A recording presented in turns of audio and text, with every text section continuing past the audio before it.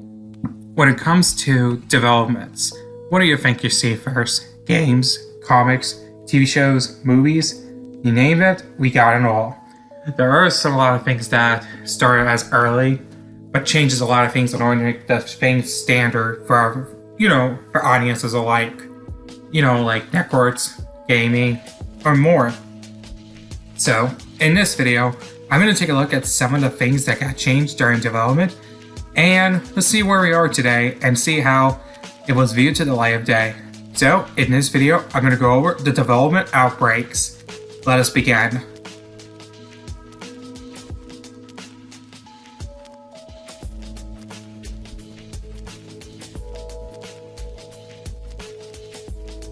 The Loud House. The Loud House was an American animation series that starred Lincoln and his chaotic of 10 sisters living in the same house, and the series inspired Christopher Nolan's own chaotic life growing up in a huge household. In 2013, the concept of The Loud House was on its own experience in animations, since he did work on another show called Fast Homes for Imaginary Friends, so he pitched the idea to Nickelodeon as a 2.5-minute short, as their annual animated short program. While the pilot is available online, in 2014, Nickelodeon has greenlit the series and picked up 13 episodes originally, and later, during the second quarter of 2014, it was increased to 26 episodes. Early in development, the show was originally going to be a family of rabbits, saving the joke of rabbits do reproduce a lot, as a little joke. An employee on Nickelodeon does suggest that Savino that it would be far to change from the human version of the cast, and Savino made the comment that it would be the best decision of his entire life. Also, he decided to lower down the children from 26, holy shit, to 11, in order to make things less complicated to the original concept. This original concept was eventually explored to make things less complicated with this original episode, and Season 3's episode titled White Hair. Just a quick rundown on the episode. Lincoln wanted to meet a new girl and wanted to impress her, but his sisters got in his way and tells him all the tips that Lincoln can get. Lincoln refuses and passed out and got hit by a tree branch and started dreaming after it, and Lincoln realized that his sisters helped him the best their abilities. During the 5 minute work before the bus arrives to be the real you, and during all of the sisters got very small changes.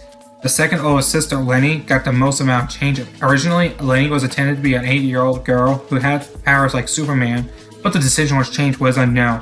But it was to be theorized that it was fit to be the rest of his sisters. And Lincoln was also originally going to be changed as well. That originally Lincoln did not know what they would replace Lincoln as the either older brother or a younger brother, but making the decision to put it in the middle terms that fits with the rest of the cast. Also, originally during the show, Lincoln's parents, Rita and Lynn, that does exist in the show. The one that never showed the faces was going to show their faces in the original show. But Savino made the decision to block the faces until the season 2's premiere titled 11 Louds of Leaping. The reason why it was changed was due to because Savino wanted to empower the Loud kids to solve their own problems, so it would be the end to get his wish. Even though he was fired in 2017, but I'll save it for another video.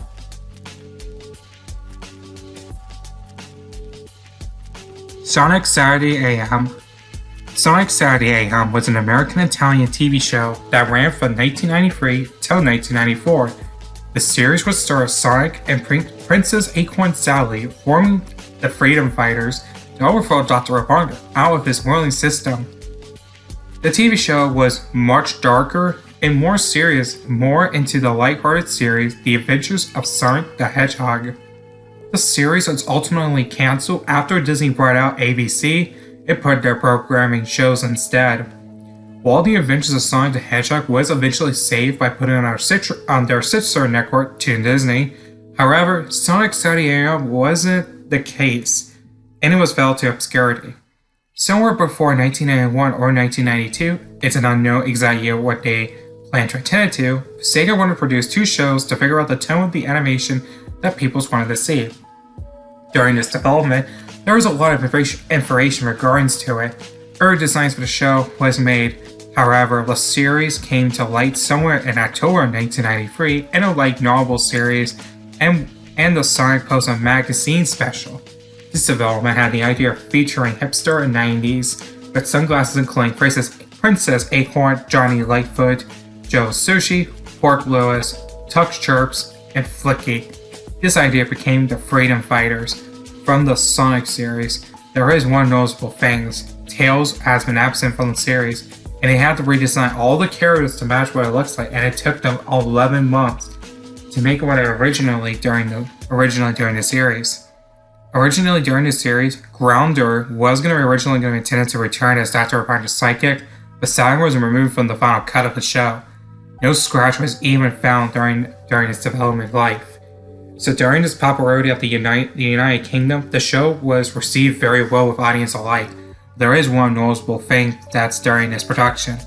There is a different introduction that was used from the show, but it was never released to the public. And the only thing that was shown by the ABC was the only show that ABC existed is the event that they held in late 1992. And I do hope the introduction can be viewed as the light of day. There is one more notable appearance that did happen, and that was the season 1's finale episode titled Heads or Tails. You can see that the pilot episode was intended to never be released never to be released at all, period. And originally had 12 episodes, but they decided to add the 13th episode to see what it looks like. Causing a lot of continuity, such as Princess Acorn sadly having different designs, and it was well documented for. If you want more information on the pilot episode, Heads or Tails, or any Saturday AM information, I will leave the link to that video in the description down below. You'll see why the show is getting talked about a lot.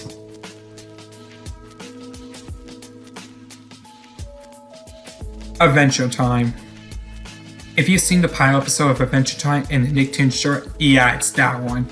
Petition Ward was the one who created Adventure Time, who was also in CalArts and worked on the Marvel's Adventures of Blackjack from 2008 to 2010.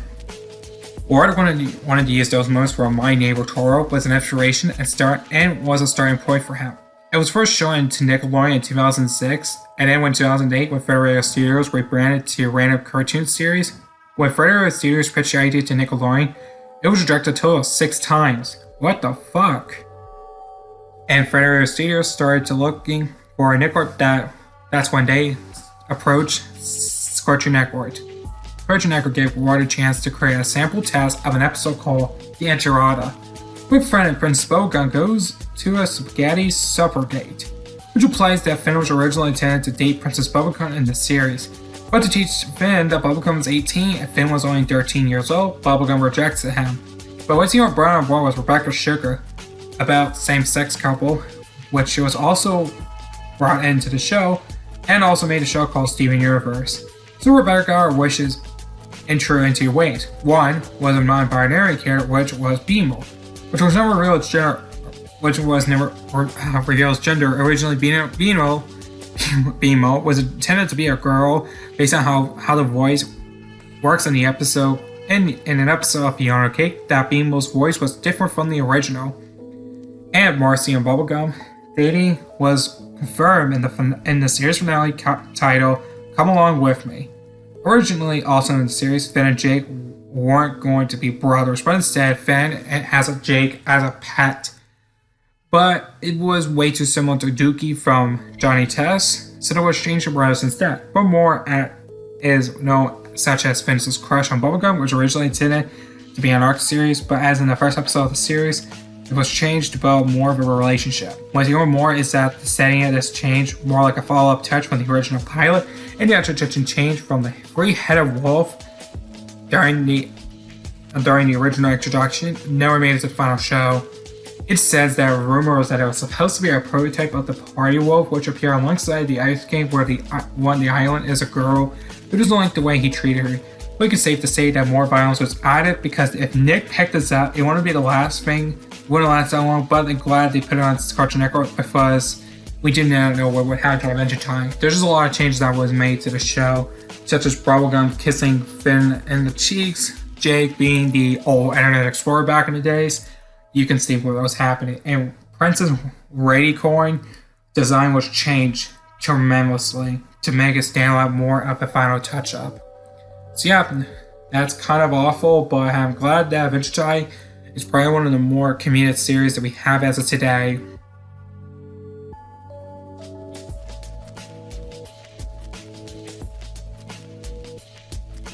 The Super Mario Super Show. The Super Mario Super Show was a TV hybrid live-action / 2D animation that was released in 1989 with only one season with a total of 52 episodes. And then they made two reincarnations, the Super Mario Bros. 3 and Super Mario World. During the development of the series, they have different plans for DiC to try to get Nintendo to work with them to create the series. Nintendo wanted nothing to do with this, and DiC went on ahead to make the cartoons. And it was awful. The fact that they shown no interest in continuing the series, but even more to the series, that there was another cartoon in production called The Legend of Zelda.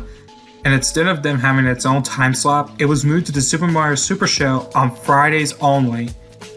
Yeah, so we don't even get a Super Mario Super Show episode on Fridays, but Zelda gets its own treatment, which that kind of sucks.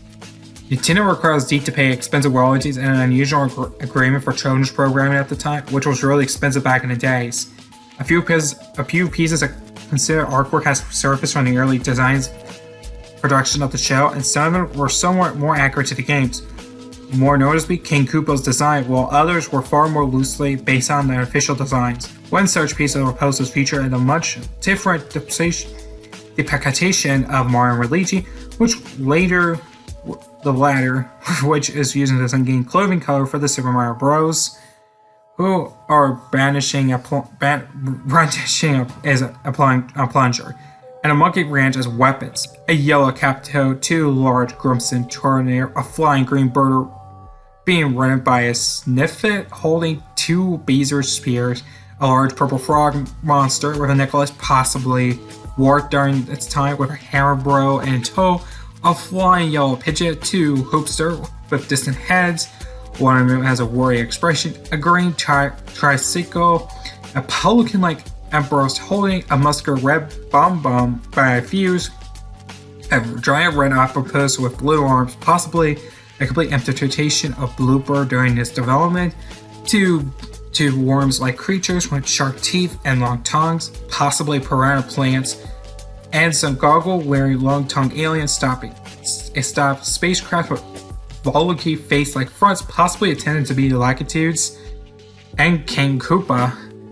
King Koopa appeared in the background and mostly looks as he does in the finished product, but with more exaggeration perfections. While Princess Tool School, Princess Tool School was the princess name before Princess Peach was introduced. Shy Guys, the Snifflet, and the Bezos are fairly accurate to their artwork. The posters also shows a helmet-wearing skull mounted to a go-back sign, a shinx, a sea serpent, and some prehistoric creature reptiles. This lose heavily abstract depiction of the game's copies closer resembles that their later show, Captain and the Game Master.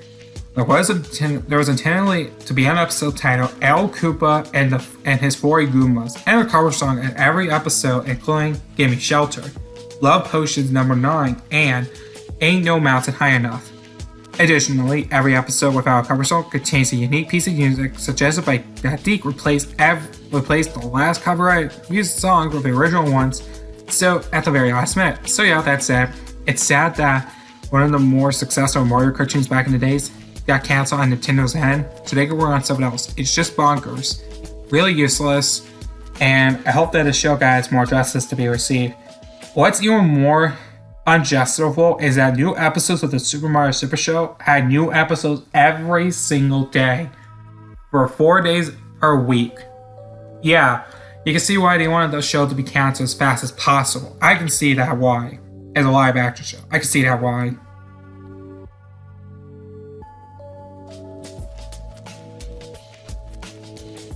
Danny Phantom.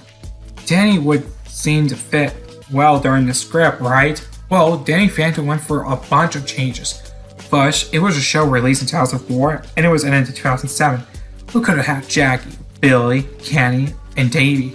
Danny was also originally going to be fully human, as he and his friends would be gadgets to fire ghosts like in Ghostbusters. In 2001, Nickelodeon was looking for a voice animated action show, but Butch somehow found out originally his concept show was called Danny Phantom and Inspector Detectives. Butch then dropped it because he thought that it would be cooler if a boy was a ghost with superpowers. Dan didn't get a motorcycle originally, but for unknown reasons it was removed. However, he did eventually ride a motorcycle in the episode called Living Large, as a reference to his original motorcycle design. And also, Danny was originally going to be having a pet owl named Spooky, but however, due to the film Harry Potter and the Sorcerer's Stone post-production, seeing Harry has a pet owl, it was dropped because it was conjoined and it was way too similar to it. Also, Danny was intended to have blonde hair in his human form, but it was changed to black to make it a difference for the character Dash Baxter, and had better coloring in his ghost form hair. Butch originally wanted to have a 14-year-old boy to be the voice of Danny to match his character, but because he had a little time, he couldn't find one that isn't heroic enough. And the deadline is passed, so in the end, David Kosman voices Danny.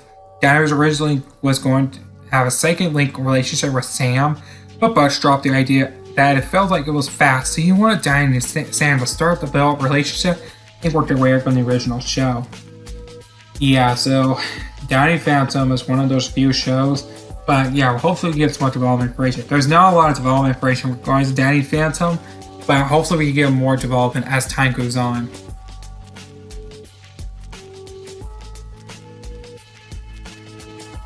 The Very Odd Parents. If you remember, Timmy's hat was changed from blue to pink. That's because he was out of ink. The show ran from 2001 to 2017 after getting canceled when Chloe was introduced.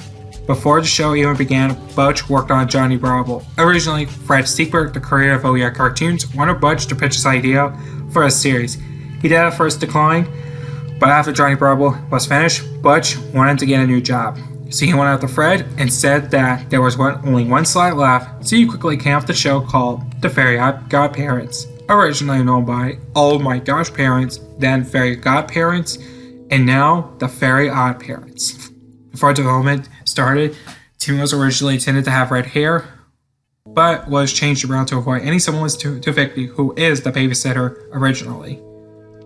Originally, Mr. Crocker, Timmy Turner's teacher, was originally intended to only be the villain of the series, but because they wanted to know how babysitters were unfair and kids can get in trouble for shit that they didn't do, Big D was added to the show to teach kids that babysitters can be bad sometimes. Also, Warner was originally going to be named as Venus to match the space of Cosmo, but the show couldn't pass up to the joke of Wanda, get it? But they kept Wanda's middle name to Venus. Instead, furthermore, Cosmo and Wanda had different designs from the show, while Wanda's original didn't make it to the final show. Cosmo original design did make it in the episode called The Boy Who Would Be Queen. One last note that I wanted to feature is that the Dinkelbergs, which were originally going to be appearing only in one episode, but it was kept coming back due to popularity of Timmy's dad. It was all the time being the most funniest characters and the most funniest character in the entire series. That's how he pretends to be a dinosaur in one of the newer episodes, which I can't remember what it is, but Vicky took everything from food, everything from ranging to taking Floop's wine, taking Poops as bottle. You would get the memo. Yeah, it's kind of like that. Timmy's dad was just that stupid in the newest season. But who knows? We'll have to see what would happen in the near future. There is a lot more information on the Very Odd Parents that I do wanted to know, but yeah, they're just by shorts. And Timmy was changed because the Hartman brothers fought, so it was changed to Timmy instead. Yeah, kind of weird, but yep, that's how the Very Odd Parents started. Sonic X. Sonic X was an American TV show that ran from 2003 till 2005, and it would focus on the two core games, Sonic Adventure 1 and 2. Originally, before the show started airing, there was a lot of changes that were made before it can even show to the public. And it can go as far as Sonic X was labeled and as the word X and Sega's coded in 1994 after the adventures of Sonic the Hedgehog has ended, which means around 1994 or 1995, production of Sonic X began. And after a few years into the work of the test of Sonic X came for actually there were two test pilots that he did. One took place in the entirety of Sonic's world, and the other one took place in Chris's world. Originally, before Chris made it to the show, Chris's best friend, originally Danny, was originally going to become the main protagonist. But for whatever reason, he was side graded down as a secondary character, replacing Chris as the main protagonist. Also, the X-Tornado had a lot of changes, from forming turning to orange to blue with orange stripes to match his part in Sonic Adventure 2. and more of the original X-Star can be seen in the episode Supersonic Hero Appears. Of course, we all know what was coming next, the 4Kids dub. Yeah, 4Kids was probably one of the worst productions that ever made these type of animation shows. Yeah, 4Kids was one of those so many censors to avoid any Japanese texts, and also Danny's role was much more short-lived after they added more characters. What's even more funny was that Danny's special card was removed from the 4Kids stuff for unknown reasons. Originally, Eggman, Rouge, and Shadow were intended to be villains of the series, while Eggman stayed as a villain, Rouge and Shadow didn't. Shadow did stay as a villain for a while, till Rouge eventually joined forces with the police, and Shadow rescuing Chris in an episode called Tease in Time. What's more is that Cream's Chow Pet Cheese was just called Chow during the time of the pilot episode game, and also was originally intended to take place in Sonic's world and had different premises. The Emerald Shards, which was never made it to the final show, and it was replaced with the Chaos Emeralds instead. And the other one had a Rainbow Glow Power, yeah, something like it that never made it to the final show. Metal Sonic was also going to be in the series at some point, but it was never made it to the final show. And the biggest noticeable differences is that Nazo, who was this person is unknown at all, and Nazo was never made it to the final show as well. And this was also be intended as a supersonic form, but before it got scrapped. One fan animation was made on YouTube that Nazo has its own character and was a super villain instead of a superhero. And that's one good way to find out who Nazo actually is. It's actually really unknown who Nazo is even, and we have to see if we can get any more information regarding to Nazo whatsoever. Hopefully one day Nazo will be popping up on Facebook, YouTube, everywhere to get more information on Nazo whatsoever.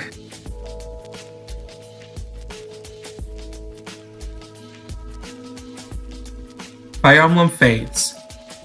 Fire Emblem Fates was a 2016 game from the Nintendo 3DS system, focused on the two kingdoms, Hoshido and Norians. It is up to Corrin to find his true family and make the right path. Before Fire Emblem Fates was considered, they wanted to continue Awakening as in its title called Fire Emblem Awakening 2, which is where this time Lucina Owain meets up Morgan Male or Morgan Female and do their adventures again to stop the fellow dragon Grima once again.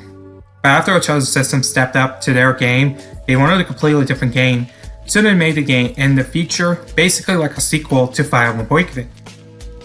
During a Reddit post, a question was asked, so what happened during the development of Fire Emblem Fates? One of the answers why the story was weak and was just plain dumb. One of the game's conquests tended to be a divorce from the actual story from the game. Eagle, also known by Xander during the development, Xander was originally go by the name of E-Girl, which is very weird, would say that Corrin helped him learn not to be so blind and generally act like a charming prince in his supports. In the game, he's borderline in a denial about how justified the war against Hoshido is and how that isn't obviously evil. But its reveal in 2015 by Nintendo Treehouse made the transcript script so bad that most of the fans of the Fire Emblem series blamed Nintendo Treehouse for their transition script, and it was their fault on why the game writing was so weak. One of the more darker elements is that Corrin's support conversations of his mother was extremely dark, so they removed the mother as a playable character. Not only that, but she was also an as supportable option with Corrin, meaning that Mikoto was originally intended to divorce Tsurumagi at one point during development. Another point is that the Petty Simulator was removed from the English release and only put in the Japanese version, pissing off the fans. And not only that, but the festivals of Hoshido and Norian was also scheduled to release from the English release. But there has been no details and no documentation reveals that the two games, the DLC Pack 3, was cancelled or even unheard of for a very long time. It was probably mostly due because of the lack of sales on DLC 2, Heirs of the Fate. Before Fate was released to the public, there was a special edition where you can get both games and a code to unlock Revelations months earlier before it officially was released on March of 2016. We actually ended up doing two different games.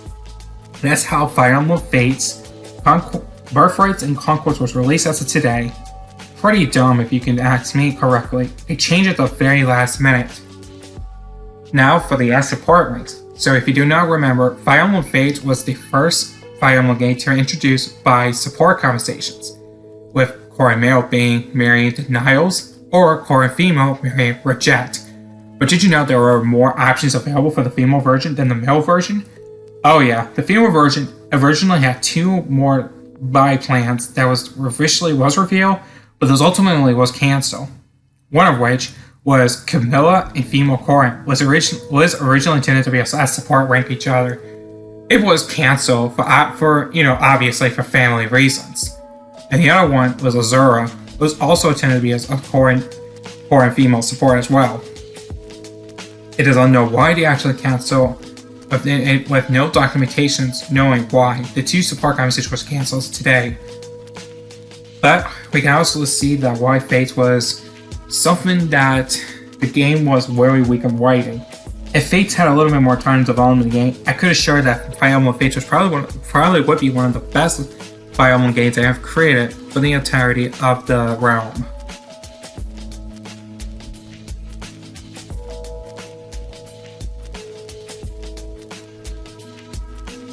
SpongeBob SquarePants.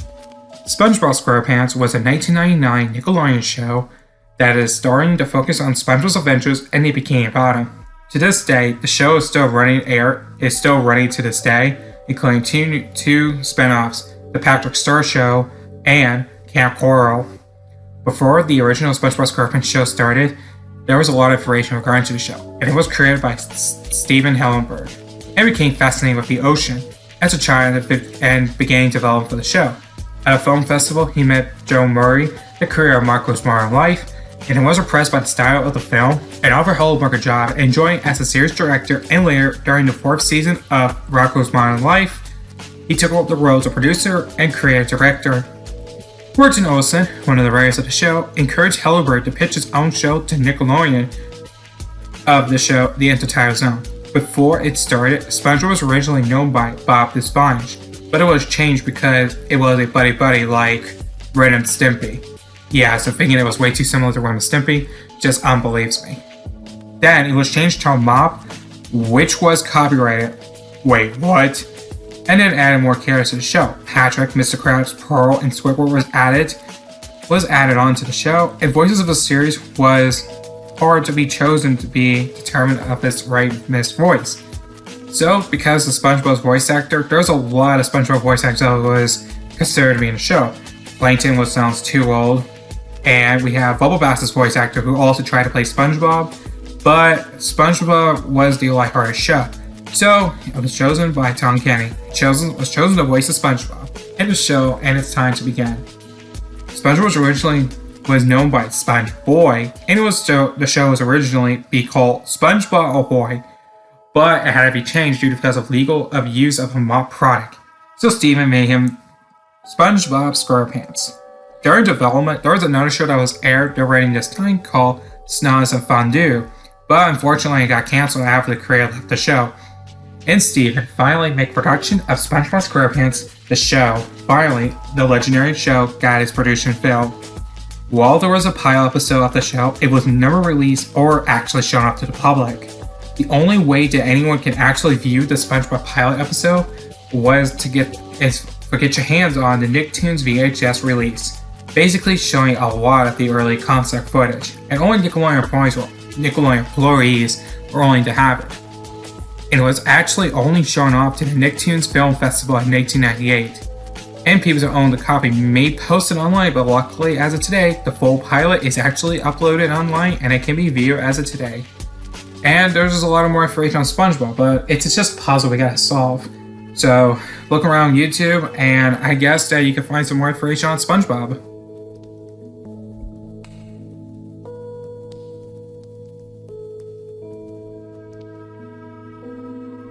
Advance Wars.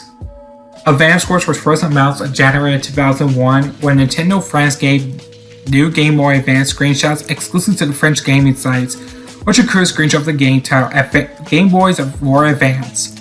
At the time, there was very little information was given during its development by Nintendo Systems. It was eventually published by Nintendo. 4-player mode was confirmed before E3 of 2001, and it was the year's release date of September. The Japanese version, titled Game Boy War Advance, was originally scheduled to be released on October 12, 2001 release, a month after the North American version. However, in order to avoid competing with Game Boy Wars 3, which was originally intended to be released for Game Boy Color in the same year, Nintendo canceled the originally scheduled Japanese release of the game. It was eventually released in a 2-in-1 compilation in 2004 with the sequel, Game Boy War Advance 2. Development advanced War begins alongside the Game Boy Advance launch titles, but because Nintendo was so busy with it, they requested that Nintendo Systems assist in the development.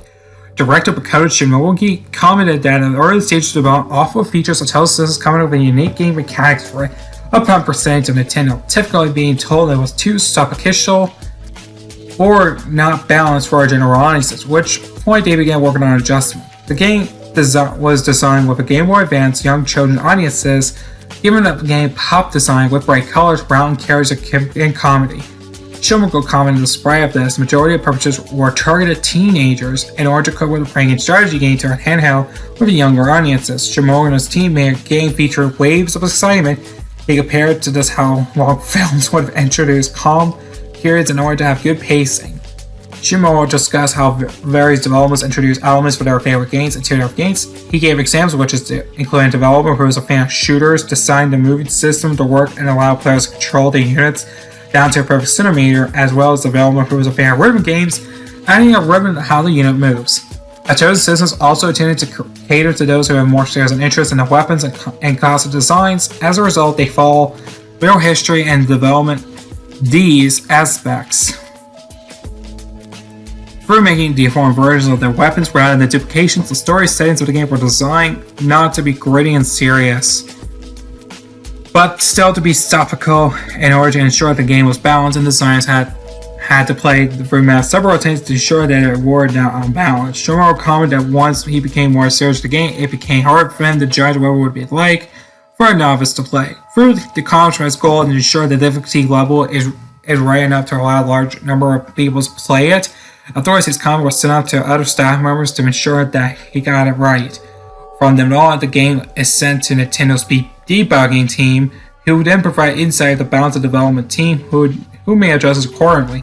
Shimogo comments that the balance checking basically went on until someone says stop it, we really have to launch it now. The aperture of this work, why Advance Wars is so highly reversed in designing maps, he commented that is it possible to please everyone, explained that some people prefer maps that say they start out weak and grow stronger, while others prefer to start strong and tear through their opponents. His goal is to make sure that there were enough maps that people can say, here we go, here's one of my maps, this is what I've been waiting for. The mechanics of unlocking maps were introduced into the game as meaning of gamers get to play the game longer than an interview discussing why the feature was removed, and the feature titled Advance War Days of Ruin. The development comment was to prevent people who were busy to spend. Advance Wars was originally intended to remain exclusive to the Japanese release, but like the previous entries of the series, which were kept in the Japanese due to Nintendo feeling consumers would not be interested in turn-based games or such corporations games. In order to achieve with this, developers made mechanics easy as to adding in-depth tutorials, which generally requires players to read the manual. When Nintendo used marketing to play the game, they found that the game was great, but one they couldn't sell it in the United States of America. The science Keno Shimichi commented that Advance was successfully shipped Nintendo's attributes and over Western tastes. He added that without Advance Wars, Fire Emblem The Blazing Blade, a game he has also designed, would never have been released outside of Japan. That is a really big dedication, because without Advance Wars in our life, there was no way that any Fire Emblem games would ever be released outside of the United States. Hey guys, this is Asher Rovire here. If you liked this video, please consider leaving a like, comment, subscribe, and hitting the bell notification button so you do not miss out all of my new upload videos when the time is to be scheduled to be on board. Thanks to everyone for watching this, and see you guys later.